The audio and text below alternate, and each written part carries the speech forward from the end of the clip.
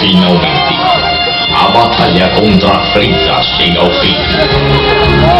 Gohan, Piccolo, Kuririn e todos os guerreiros Z puderam descansar. As esferas do dragão foram utilizadas para ressuscitar os que perderam suas vidas nos confrontos. E a Terra passa por um período de paz. Porém, um novo inimigo se prepara para atacar. Eles são os androides.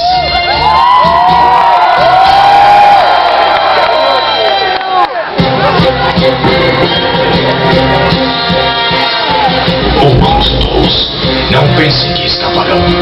Nós, os androides, destruiremos tudo.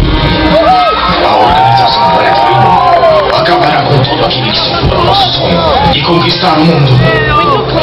Son Goku, principalmente você. Venha nos enfrentar, seu covarde. Os portal, a Red Raven foi destruída. Venha nos enfrentar. Caso contrário, destruiremos todos os humanos. Venha, seu Saiyajin. Venha enfrentar os androides.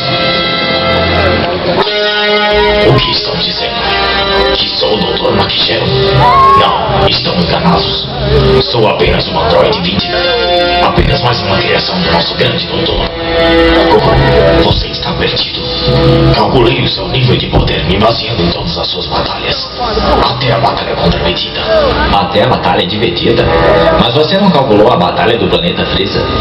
Batalha do planeta Freeza? Não, achei desnecessário calcular esta luta. Me baseei apenas nas lutas até Vegeta. Já perdeu essa batalha.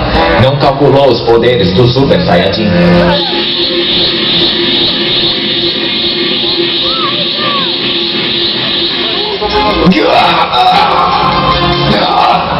Goku, seu velho, mas o que é essa explosão de energia? Meus cálculos não puderam prever isso.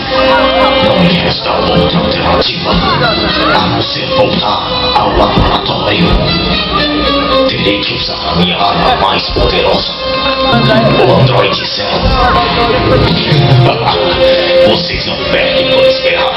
Humanos, Saiyajins ou Namekusengins, todos pagarão. Todos sentirão o poder da Red Raven e dos androides. Eu juro, eu terei minha vingança e aniquilarei todos vocês.